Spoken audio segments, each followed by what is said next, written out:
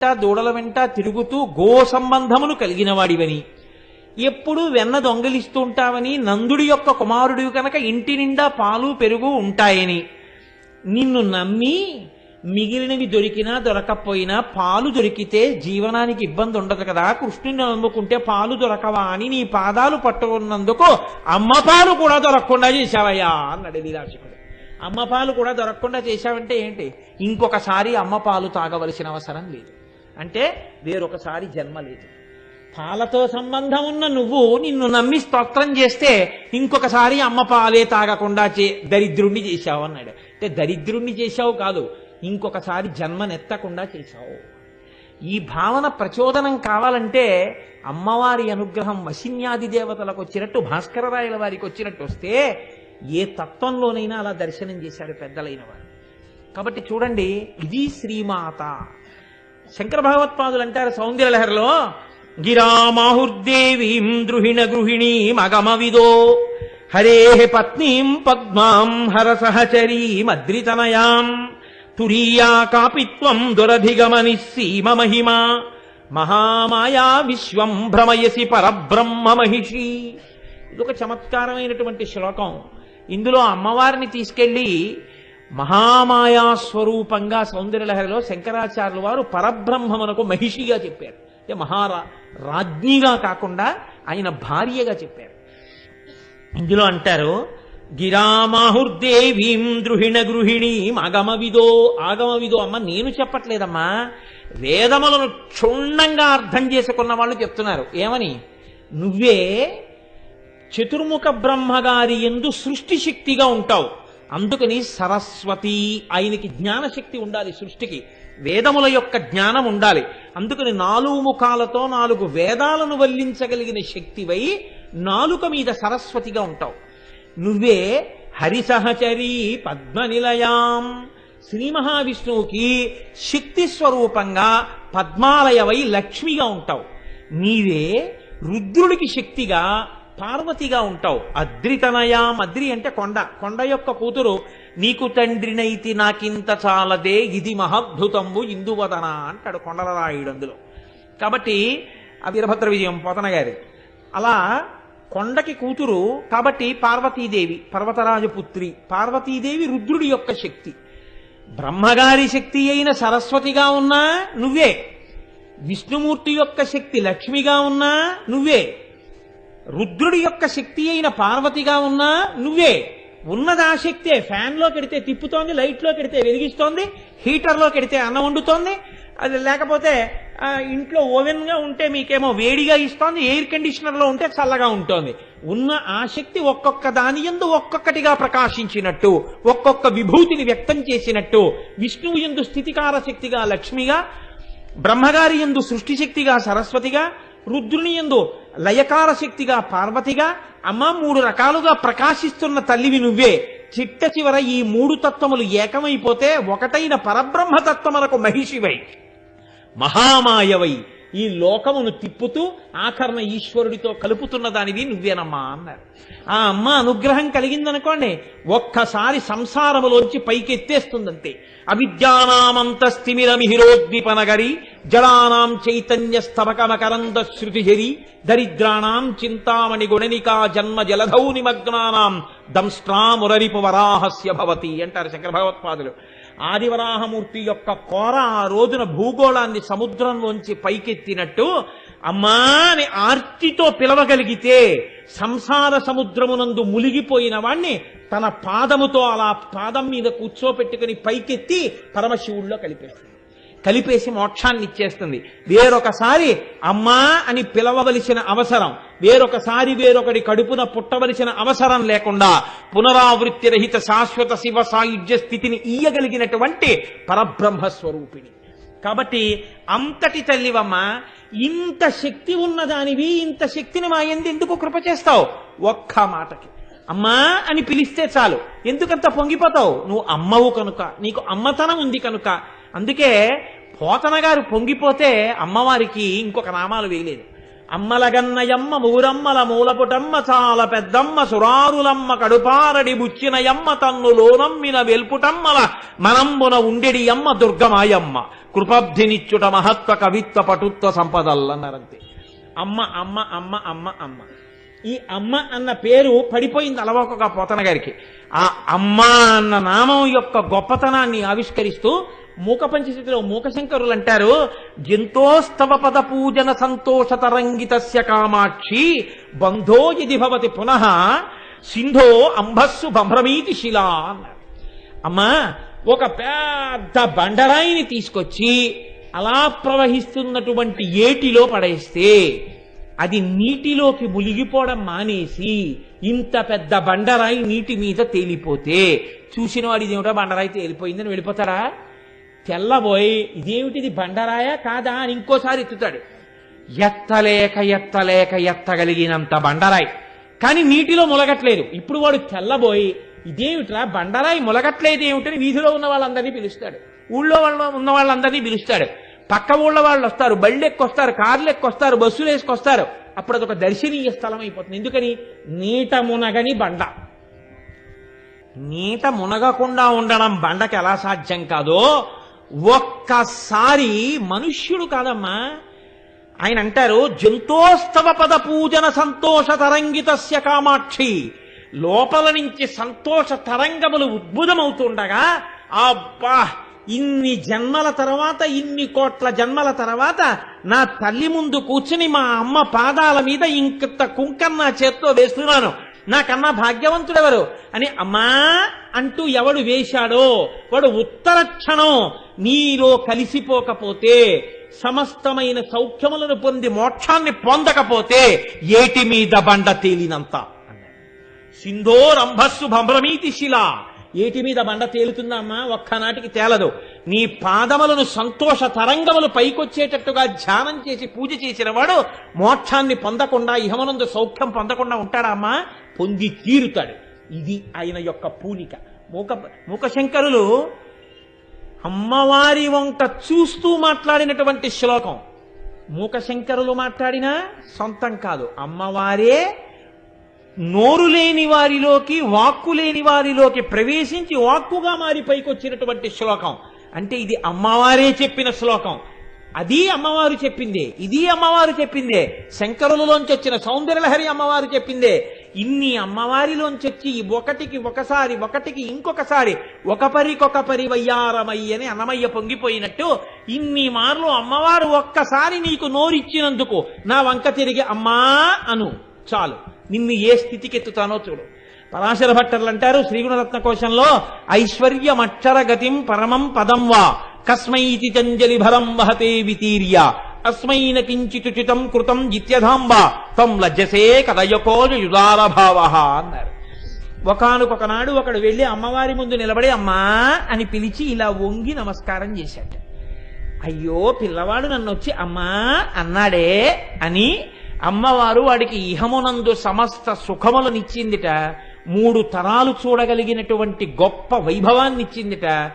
ఆ కర్ణవాడి శరీరంలోంచి జీవుణ్ణి చాలా తేలిగ్గా విడిపించి తన భర్తతో కలిసి విమానంలో వచ్చి తన భర్త పక్కన విమానంలో కూర్చోబెట్టి విమానం ఊర్ధ్వలోకాలకి వెళ్ళిపోతుంటే కనపడకుండా అమ్మవారు విమానం యొక్క కిటికీకి ఉన్న తెర పక్కకి వెళ్ళి చాటుగా నిలబడింది.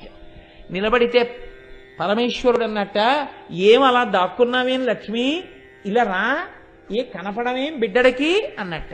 అంటే ఆవిడందిట ఎర్ర పడిపోయి సిగ్గుతో లజ్జతో కూడిన మొహంతో వచ్చి అక్కడ నిలబడిందిట. ఎందుకు అలా సిగ్గుపడుతున్నావు, ఏం తప్పు చేశావని అన్నట్ట శ్రీ మహావిష్ణువు. అంటే అమ్మవారు అందిట, వీడు నా మ్రోలకు వచ్చి మనసారా నమ్మి అమ్మా అన్నాడు. ఒక రోజున తల ఉంచాడు, 2 చేతులు కలిపాడు, నమస్కారం చేశాడు. అలా చేసినందుకు వాడికి నేను ఇహంలో అన్ని సౌఖ్యాలు ఇచ్చాను, ఐశ్వర్యం ఇచ్చాను, 3 తరాలు చూడగలిగిన శక్తిని ఇచ్చాను, ఆరోగ్యం ఇచ్చాను, అనాయాస మరణం ఇచ్చాను, తీసుకొచ్చి మీ పక్కన కూర్చోపెట్టాను. ఇంకా ఇంతకన్నా నేను వీడికి ఏమీ చేయలేకపోయానే, వీడు అమ్మా అని పిలిచినాను అని సిగ్గుపడి పక్కకి వెళ్ళిపోయాను.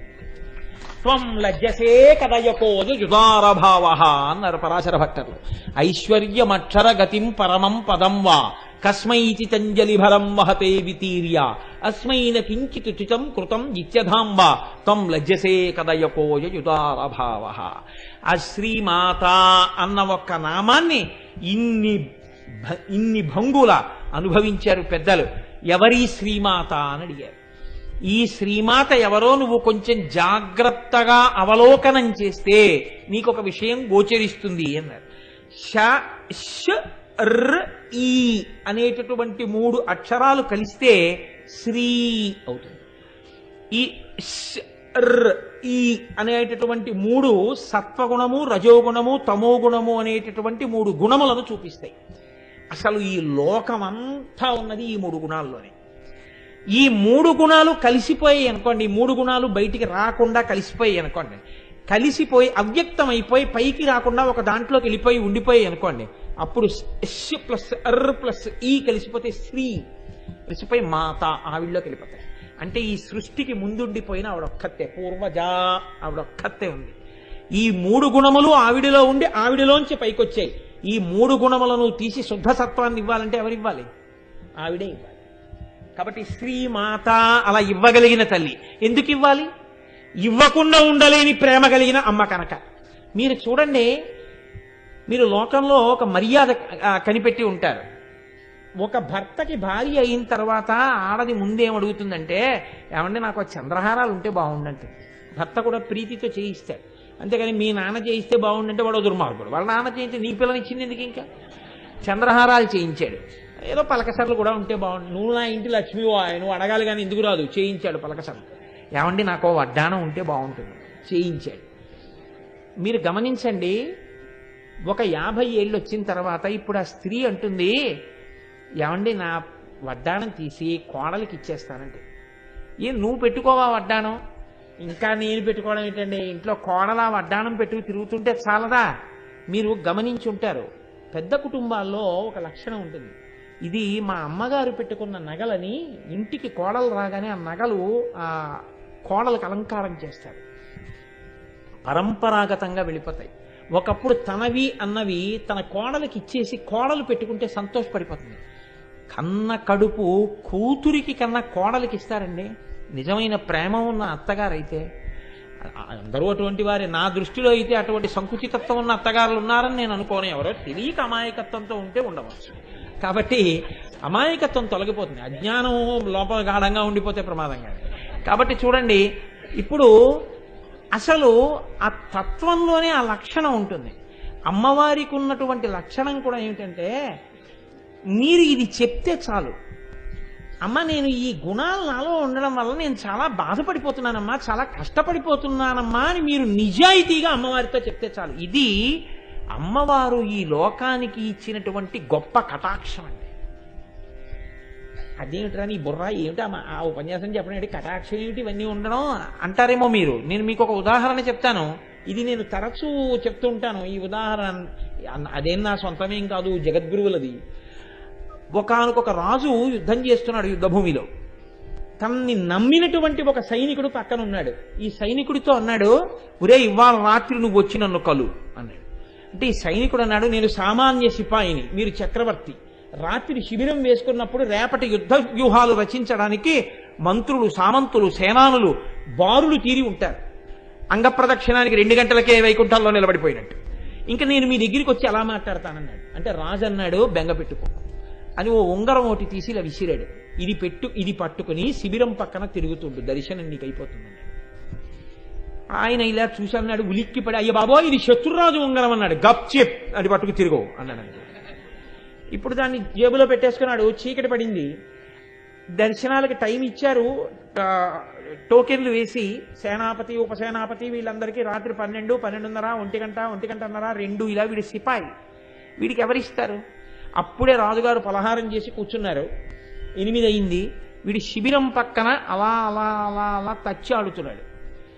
గభాలను వెళ్ళి పట్టుకున్నారు. అసలే యుద్ధభూమి, రాజుకి ఆపద వస్తున్నాను. జేబులు వెతికారు, శత్రురాజు ఉంగరం దొరికింది. అందరినీ ఆపేశారు. ముందు వీడిని రాజుగారి దగ్గరికి తీసుకెళ్ళండి. ఎవరు తీసుకెళ్తే వాడికి ప్రమోషన్. ముందు వీడిని గబగబా తీసుకెళ్లారు. మంత్రిని కూడా ఆపి, మహారాజా శత్రురాజు ఉంగరంతో తిరుగుతున్నాడు, పట్టుకొచ్చాం. ఆహా ఏదా ఉంగరం తీసుకున్నారు, మీరు బయటికి వెళ్ళండి. ఇంకే ఉంది, ఇలా చంద్రహాసం తీసి కొట్టేస్తాడు. మనం లోపలికి వెళ్ళి ఆ శరీరాన్ని తీసుకెళ్ళిపోవడం. ఇప్పుడు రాజు వాడితో 20 నిమిషాలు మాట్లాడి బయటికి పంపించాడు. వాడు ముసి నవ్వులు నవ్వుతూ వెళ్ళిపోతాడు. ఎరా నేనేం చేయలేదా అన్నారు. గప్చి, నీకు అనవసరం, నాకు రాజుగారికి సంబంధించిన విషయం. ఇప్పుడు వాడు రాజుగారికి ఆంతరంగికుడైపోయాడు. దేనివల్ల అయ్యాడు మీరు చెప్పండి? శత్రురాజు ఉంగరం చేతిలో ఉంది. అది శత్రురాజు ఉంగరం అని వాడికి తెలిసింది. అదొక్కటే. అది మన రాజుగారి ఉంగరం అంటే లైన్లో నిల్చుని ఉండేవాడు. అది శత్రురాజు ఉంగరము అని వాడు తెలుసుకోగానే వాడు రాజుగారి శిబిరంలోకి వెళ్ళిపోయాడు. 3 గుణముల వలన లోపల నుంచి కలిగేటటువంటి కామక్రోధ లోభ మద మోహమాత్సర్యములు నా శత్రువులు అని మీరు గుర్తించి అమ్మవారిని ప్రార్థిస్తే చాలు. శ్రీమాత 3 ఉపసంహారం చేసి శత్రురాజ ఉంగరం వల్ల బాధపడుతున్నావా నాన్న అని మిమ్మల్ని ఆవిడ పాదాల దగ్గరికి లాగేస్తుంది. కాబట్టి శ్రీమాత 3 మడత పెట్టి తనలోకి తీసుకోగలిగినది, 3 మడత విప్పి పైకి వదలగలిగినది. కాబట్టి ఆవిడ తిప్పనూగలదు, లోపలికి తీసుకోనూగలదు. ఇది శ్రీమాత. ఈ 3 కలిస్తే కాదు.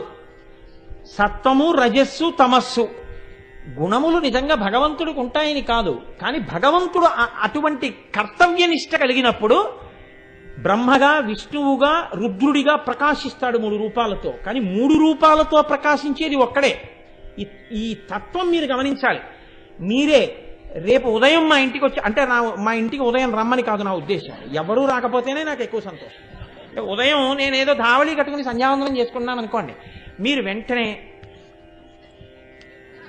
అలా చూసి నిన్న పంచె కట్టుకున్నాడు, ఇవాళ ధావళి కట్టుకున్నాడు, వాడు వీడు కాదేమో, నిన్న లాల్చీ వేసుకున్నాడు, ఇవాళ మీద ఏమీ లేదు, ఉత్తరీయం ఎడంబుదం మీద వేసుకున్నాడు, చొక్కా లేదు, బనీన్ లేదు, వాడు వీడు కాడేమో అని మీరు ఇలా లెక్కలు కట్టి ఆఖరికి ఇదైపోతుంటే ఏమమ్మా ఇలా వచ్చారు అన్నాను అనుకోండి, మీరు కోటేశ్వరారేనా? అదేటమ్మా అనుమానం ఎందుకు వచ్చింది? మరి ఏమిటి అలా ఉన్నారు? అదేటమ్మా ఇప్పుడు సంధ్యావందనం చేసుకుంటున్నాను, ఇలాగే ఉంటాను. ఓహో, ఇంకా కాసేపు ఆగి 10:30కో ఎప్పుడో ఓవర్ బ్రిడ్జి మీద చూస్తే ప్యాంటు, చొక్కా, షూ వేసుకుని మోటార్ సైకిల్ మీద హెల్మెట్ ఇట్టుకు వెళ్ళిపోతుంటారు. అరే నిన్న పంచె కట్టుకున్నాడు, ఇదే ఇలా వెళ్ళిపోతున్నాడు వీడు అన్నారనుకోండి, అంతే. నేను అప్పుడు ఉద్యోగానికి పోతున్నాను, అలాగే ఉంటాను. మరి హెల్మెట్ ఎటుకు పోతుంటాను, పెట్టిన రూలు ఏం చేస్తాను, గుమ్మడికాయ నెత్తి మీద ఎటుకు పోవాలి, వెళ్ళిపోతుంటాను. వాడే పెట్రోల్ బంకులో పెట్రోల్ కొట్టించుకుంటున్నాడు అనుకోండి, అయ్యో ఇదేంటి లలితా సహస్రం చెప్పి నేను పెట్రోల్ కొట్టించుకోవడం అని మీరు అనకూడదు. నేను పెట్రోల్ కొట్టించుకోను ఏంటి, నా బండికి కొట్టించుకుంటాను. నేనే రైతు బజార్లో కూరలు కొనుక్కుంటూ కనపడతాను, అప్పుడు నేను ఒక గృహస్థు. నేనే మళ్ళీ సాయంకాలం అయ్యేటప్పటికి పంచా లాల్చి పెద్ద కుర్చీ, గోపాలకృష్ణ గారు మైక్లో పూజ గురువులు రావాలని పిలవడం, 2 దండలు, నేను మొదలు ప్రార్థనా శ్లోకాలు. ఇన్ని పాత్రలు వేసిన వాడు ఎవరు? నేనే. ఈశ్వరుడే 3 పాత్రలు వేస్తాడు. సృష్టికర్తగా బ్రహ్మ, స్థితికర్తగా విష్ణువు, లయకర్తగా రుద్రుడు. మీకు ఎందుకంత బెంగ? వాడే వీడు. అంతేకాని అదేంటే ఆఫీస్కి వెళ్తున్న కోటేశ్వరరావు చూసి చిచి దుర్మార్గుడా ఎంత సహ్యంగా ఉన్నారా, నేను ఇలా చూడలేకపోతున్నాను రా, నీ బతుకేచ్చా, ఏ పంచకట్టుకు తిరగలేవరా అన్నారనుకోండి, బాధపడేది నేను కాదేంటి, ఇదేంటి ఉద్యోగానికి వెళ్తూ మరి ప్యాంట్ వేసుకోనా అని బెంగ పెట్టుకు బాధపడేది నేనే. రేపు రాగానే ఇప్పుడు శుభ్రంగా ఉన్నారా, ఎంత చక్కగా ఉన్నారా, ఇలా పంచకట్టుకుని ఉండొచ్చు కదరా అన్నారనుకోండి, పొగిపోతానేంటి, ఇదెక్కడ కూడా వచ్చి పడింది రోజు అప్పుడు బెంగే. సృష్టికర్తగా కీర్తన చేసి స్థితికర్తగా తిట్టి, స్థితికర్తగా కీర్తన చేసి లయకర్తగా తిట్టి, లయకర్తగా కీర్తన చేసి స్థితికర్తగా తిట్టినా మీరు చేసే తిట్లు నిందలు పడలేక నీ జ్ఞానం ఎప్పుడు వస్తుందిరా అని ఆయన ఏడుస్తాడు. కాబట్టి ఉన్నది ఎవరు? ఈ ముగ్గురు 3 కార్యములు నిర్వహించడానికి 3 రకములైన శక్తులనిచ్చిన అమ్మ ఎవరుందో ఆవిడ శ్రీమాత. ఆయన సృష్టికర్తగా సృష్టి చెయ్యగలుగుతున్నాడంటే శక్తి ఆవిడిచ్చింది. మీకు ఒక్కటే గుర్తండి, ఒక ఆవిడ చాలా జాగ్రత్తగా చక్కగా కత్తి పట్టుకుని ఆపరేషన్ చేసి కడుపులో విన్న పిల్లాన్ని బయటికి తీసేస్తాం. మీరు జాగ్రత్తగా చూసి ఈవిడ దగ్గర పదునైన కత్తి పట్టుకుంటే ఈవిడ పిల్లవాడిని పైకి తీయగలిగింది అని రైతు బజార్లో పనస పట్టు కొట్టుకుంటున్న వాడి దగ్గరికి వెళ్ళి ఆపరేషన్ చేయించారు కదా. వాడు వేరు, ఆవిడ వేరు. ఆవిడ విభూతి ఆవిడదే. కత్తి పట్టుకున్న వాళ్ళందరూ ఆపరేషన్ చేసేవాళ్ళు ఏం కారు లోకంలో. అలాగే సృష్టికర్త, స్థితికర్త, ప్రళయకర్త అని చెప్పినప్పుడు ఎవరికి కావలసిన శక్తిని వారికి అమ్మవారు ఇస్తుంది. సృష్టి చేసే శక్తిని బ్రహ్మకి తనలోంచి ఇస్తుంది. ఒకడొక కుర్చీలో కూర్చుంటాడు, ఆయనదా శక్తి, ఆ కుర్చీదా శక్తి. కుర్చీది శక్తి. ఆయన కుర్చీలో కూర్చున్నాడు కాబట్టి ఆయనది ఆ పవర్. కాబట్టి ఎందుకు భయం, ఎందుకు ఆయన్ని చూస్తే నమస్కారం అంటే ఆయనకి కాదు నమస్కారం. ఎవడైనా వెర్రేడు లోకంలో వాడికి నమస్కారం పెడుతున్నాడు, వాడిని పొగుడుతున్నాడు అనుకుంటే వాడికన్నా వెర్రేడు ప్రపంచంలో ఇంకోటి లేడు. వేదం అలా చెప్పలేదు. అధికారి యందు విష్ణువాంశని చూసి నమస్కరిస్తున్నాం. వ్యక్తిగా వాడికేం నమస్కారం కాదు. వ్యక్తిగా వాడిలోని ఈశ్వరుడికి నమస్కారం. వాడు ఒక అధికార సింహాసనం మీద కూర్చుంటే అలా కూర్చునే యోగ్యత పరమాత్మ వాడికి విష్ణువాంశతో పరిపాలకత్వం ఇచ్చాడని నమస్కారం. విష్ణువాంశకి నమస్కారం తప్ప నీకు నమస్కారం లేదు. నీకుగా ఏ సన్మానం ఇవ్వం. నీకు విష్ణువాంశ ఉంది కాబట్టి సన్మానం చేస్తాం. నీకు విష్ణువాంశ ఉంది కాబట్టి నీకు ఆ గౌరవం ఇస్తాం. అలాగే వేదం చదివితే బ్రహ్మగారి అంశ ఉంది కాబట్టి గౌరవిస్తాం. అలాగే లయకారకత్వం రుద్రాంశగా గౌరవిస్తాం. కాబట్టి 3 శక్తులు ముగ్గురికి ఇస్తే ఆ 3 శక్తులకి 3 పేర్లతో వచ్చి కూర్చుంది ఆవిడ. ఆయనే కలెక్టర్ గారు, పన్నులు వసూలు చేస్తాడు కలెక్టర్. ఆయనే మెజిస్ట్రేట్, ఒక చోటుకెళ్ళి కూర్చున్నాడు. కూర్చున్నప్పుడు ఆయన మెజిస్ట్రేట్గా ఉంటాడు ఒక హాల్లో. ఒక్క ఆయన ఎందే ఇన్ని రకాల శక్తులు ఎలా ఉంటాయి అంటే ఇన్ని శక్తులు ఆయన యందు అధికారముగా ఉన్నాయి. ఆయన్ని కలెక్టర్గా తీసేసి ఎక్కడో సెక్రటరీగా ట్రాన్స్ఫర్ చేశారు. ఇప్పుడు ఆయనకి ఈ శక్తులన్నీ మెజిస్ట్రేట్గా ఉంటాయా? ఉండవు. ఆయనకి అక్కడ శక్తులు వస్తాయి. ఎలా వచ్చాయి? కూర్చునే కుర్చీని బట్టి వచ్చాయి. బ్రహ్మకి బ్రహ్మశక్తి, విష్ణువుకి విష్ణుశక్తి, శివుడికి శివశక్తి ఎక్కడి నుంచి వచ్చాయి? అమ్మవారు ఆ శక్తుల్ని ఇచ్చింది. కాబట్టి 3 శక్తులను ఇచ్చిన ఆదిశక్తి ఎవరుందో ఆవిడ ముగురమ్మల మూలపుటమ్మ, ఆవిడ శ్రీమాత. కాబట్టి అమ్మా, ఇన్ని శక్తులకు ఆలవాలమైన ఆదిశక్తివి నువ్వు, అందుకని చెప్పి నిన్ను ఈ రీతిగా మేము స్తోత్రం చేస్తున్నామమ్మా అన్నారు. ఇటువంటి తల్లి ఎవరున్నదో ఈ తల్లియే ఇంతమందిలో ఇన్ని శక్తులను ప్రవేశపెట్టి ఈ లోకాలన్నీ కదిలేటట్టుగా, ఈ లోకాలన్నీ తయారయ్యేటట్టుగా చేస్తున్నది. ఆవిడ సంకల్పము చేతనే లోకంలో ఊహించడానికి వీలు లేనటువంటి సంఘటనలు జరుగుతుంటాయి. ఒక ఆయన కుండలో పుడతాడు. కుండలో పుట్టడం ఏమిటండి అనుకుంటాం. ఆయన అయోనిజుడుగా కుండలో ఎందుకు పుట్టాలో అమ్మవారికి తెలుసు. పుట్టించిన తల్లికి, పుట్టించిన తల్లి కుండలో పుట్టినటువంటి వాడు లేపు లోకానికి చెయ్యవలసినటువంటి ఉద్ధరణని ముందే లెక్క కట్టి ఒకడిని కుంభ సంభవుణ్ణి చేసింది. ఆయనే లలితా సహస్రనామ స్తోత్ర ఉపదేశం పుచ్చుకున్నవాడై మనందరికీ లలితా సహస్రాన్ని అందించాడు. కుంభ సంభవుడు ఎందుకు అవ్వాలో ఆవిడికి తెలుసు పుట్టించినప్పుడు. ఏ తల్లి ఎవరిని ఏ భావనతో ఏ మాట చెప్పి ఊపుతోందో ఆ పిల్లవాడు అటువంటి భావనతో లోకాన్ని ఉద్ధరించేవాడుగా తయారవుతున్నాడు. ఒక్కటే కారణం, మీరు బాగా జ్ఞాపకం పెట్టుకోండి. ఒక పిల్లవాడికి అభ్యున్నత ఎక్కడి నుంచి వస్తుంది అని అడిగారు. ఒక పిల్లవాడు గొప్పవాడు ఎందుకు అవుతాడో తెలుసా అండి? ఆ తల్లి ఊయల ఊపుతున్నప్పుడు ఏ మాటలు చెప్పిందో, ఆ పిల్లవాడు ఊపిరి పోసుకుంటున్నప్పుడు ఏది వింటోందో, ఆ పిల్లవాడు కడుపులో పెరుగుతున్నప్పుడు ఏది చూస్తోందో, ఆ పిల్లవాడు వృద్ధిలోకి రావడానికి పాలిచ్చినంత కాలం ఏది తింటోందో, ఏది పెడుతోందో, ఏ సంస్కారం నేర్పుతోందో అదే వాడి జీవితాంతం శాశ్వతంగా ఉంటుంది. మీరు కావాలంటే చూడండి, పునాదిని బట్టి ఇల్లు, పునాదిని దాటి మీరు ఇల్లు కట్టలేరు. అమ్మ చేత్తో ఏది పెట్టిందో, అమ్మ ఏది పట్టిందో, అమ్మ ఏది నేర్పిందో, అమ్మ ఏది విందో, అమ్మ ఏది చూసిందో అదే పిల్లవాడిగా ఉంటుంది. లోకంలో శంకర భగవత్పాదులు జన్మించాలి అంటే ఆర్యాంబ కడుపుకే ఆ వైభవం దక్కింది. ఎవరు అటువంటి ఉపాసనతో, అటువంటి భక్తితో, అటువంటి మర్యాదతో ఉంటారో అటువంటి కడుపుల యందు అటువంటి మహాపురుషులు జన్మిస్తారు. అందుకే ఒక గొప్ప వస్తువు తయారవుతోంది. వెండి కంచాలే నలుగురు చేయించుకున్నారు. మీ కంచం ఇంత బాగా ఎందుకుందండి అని అడిగారు అనుకోండి. మా కంసాలి గొప్పతనం అంటే. శివాజీ అంత గొప్పవాడు ఎందుకు అయ్యాడు? అమ్మ చెప్పినటువంటి కథ. గాంధీ మహాత్ముడంత గొప్పవాడు ఎందుకు అయ్యాడు? అమ్మ తీసుకున్న ప్రమాణం తీసుకున్నప్పుడు అమ్మ కంట ఒలికినటువంటి కన్నీరు. అమ్మయే ఈ లోకాన్ని తయారు చేసి నడిపిస్తోంది. ఆనాటికి ఈనాటికి ఆవిడే శ్రీమాత. ఈ లోకంలో ఒక వ్యక్తి చాలా గొప్పవాడిగా తయారైతే, నన్ను నమ్మండి, మీకు ఒక మాట చెప్తున్నాను, తండ్రి గుండెలు బాదుకుని చెప్పనివ్వండి, పిల్లవాడికి ఎక్కచ్చు ఎక్కకపోవచ్చు. అదే అమ్మ అన్నం పెడుతూ, నాన్న మీ నాన్నగారు ఎంతో కీర్తి ప్రతిష్టలు సంపాదించిన వాడరా. మీ నాన్న కీర్తి ఒక్కరోజు రాత్రిలో సంపాదించిన కీర్తి కాదు. మీ నాన్నది అశిధారా వ్రతం. మీ నాన్న జీవితం. మీ నాన్న ఎంత కష్టపడి పైకొచ్చారో నీకు తెలుసా? నీకు తెలియదు. మీ నాన్న మా పెళ్ళైన కొత్తల్లో మీ నాన్న సైకిల్ కూడా లేక 8 మైళ్ళు నడిచి వెళ్ళేవారు. మీ నాన్న తన డబ్బులతో తప్ప ఒక లూనా కూడా కొనుక్కుని ఎరగరు. మీ నాన్న ఎవరి దగ్గర ఇలా చెయ్యి చాపి ఎరగరు. మీ నాన్నకి ఇలా పెట్టడం వచ్చు తప్ప ఇలా తీసుకోవడం తెలియదు. మీ తాతగారు ఎంత గొప్పవాడో తెలుసా? మీ తండ్రి ఎంత గొప్పవాడో తెలుసా? నీ తండ్రి వైభవం నీ తండ్రి దగ్గర అలా నేర్చుకోవాలని ఎంతమంది ఆయన దగ్గర తిరుగుతారో తెలుసా?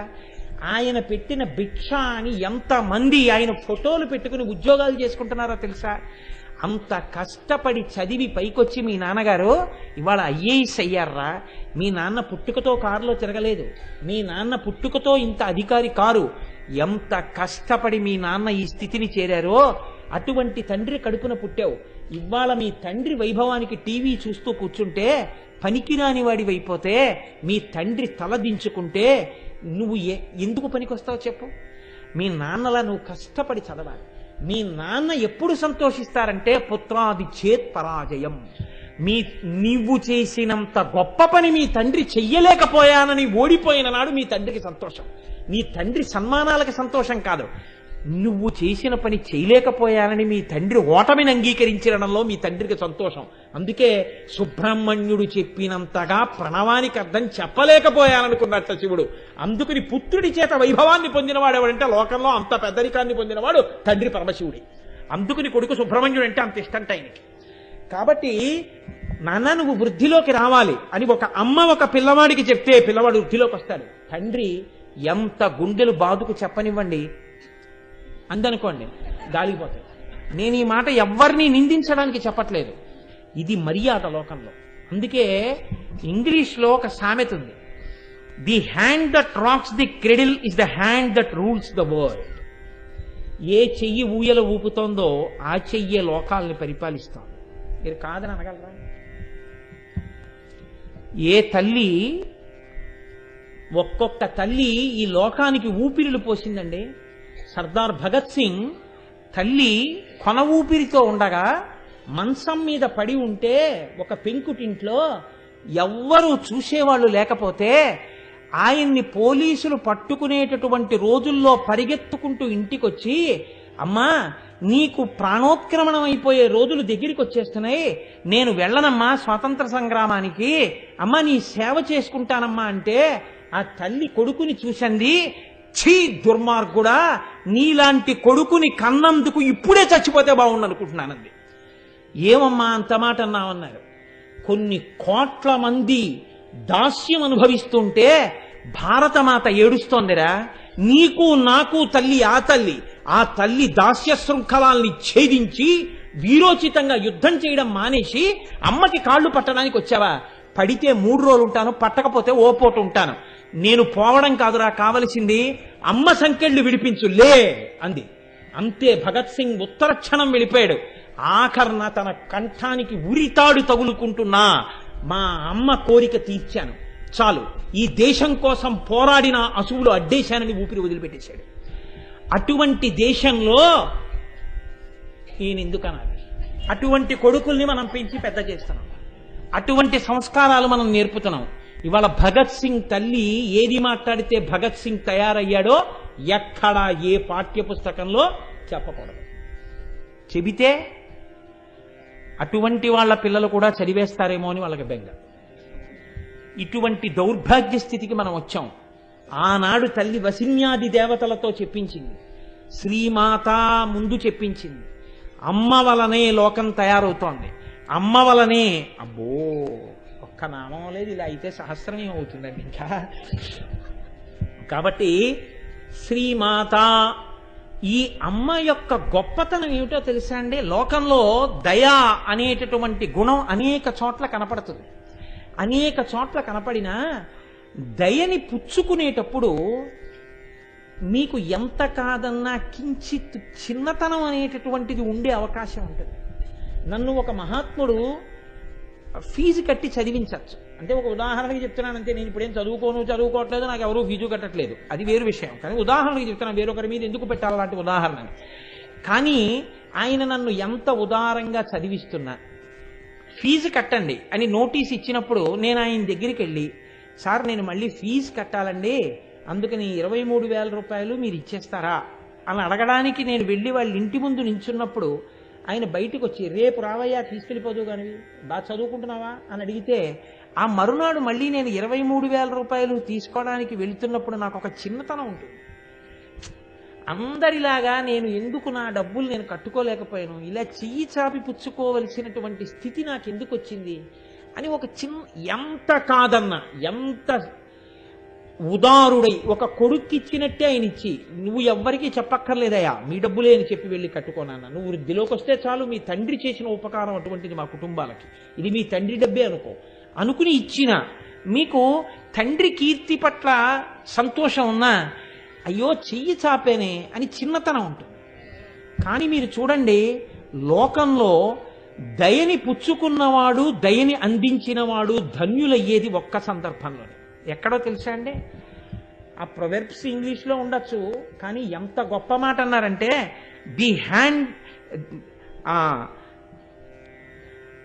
The quality of mercy is not trusted, it is twice blessed, it blesses him that gives and him that takes.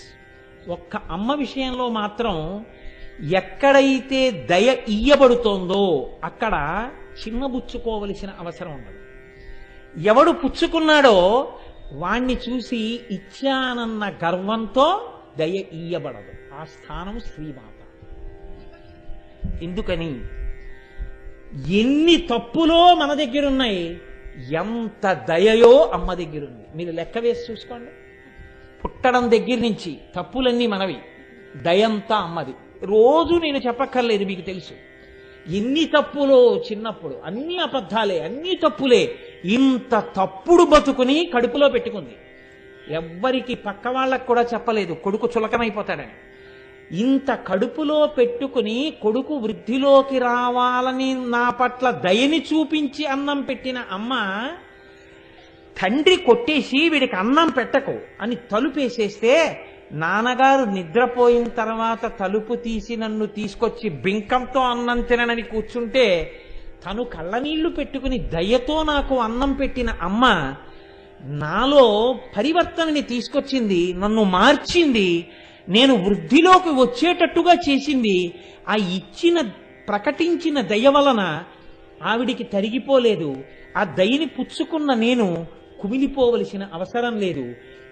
ఇచ్చిన దయ, పుచ్చుకున్న దయ బాగా ఇంకా గుణింపబడి రెండు సార్థకత పొందేది ఎక్కడైనా ఉంటే లోకంలో ఒక్క అమ్మ దయచేత ప్రకాశించినటువంటి కొడుకునందే. అమ్మ దయ అర్థమైతే నువ్వు ఎప్పటికీ తప్పుడు కొడుకువి కాలేవు. అందుకే పోతన గారు ఒక్క తీర్పు చెప్పారు, చేతులారంగ శివుని పూజింపడేని, నోరు నొవ్వంగ హరికీర్తి నుడువడేని, దయయు సత్యంబులునుగా తలపడేని, కలుగనీటికి తల్లుల కడుపు చేటు. కాబట్టి లోకంలో అమ్మకే ఇంత మర్యాద ఉంటే, ఇన్ని లోకాలను కన్న అమ్మ ఆ శ్రీమాత ఎంత గొప్పదై ఉండాలి అని, అంత గొప్ప అమ్మ గురించి, అమ్మ యొక్క దయా విశేషం గురించి మనకి లోకంలో ఆ లలితా సహస్రనామంలో వసిన్యాది దేవతలు ఆ అమ్మ వైభవాన్ని కీర్తనం చేస్తారు. అయితే చాలా ఆశ్చర్యకరమైన విషయం ఏమిటంటే, ఇంత పెంచి పెద్ద చేసినటువంటి అమ్మకి నమస్కారం చేయకపోతే పీడాపోయేది. అంత గొప్ప అమ్మ వైభవం చెప్తుంటే ఆవలించ రావడానికే సిగ్గుపడాలి మనం.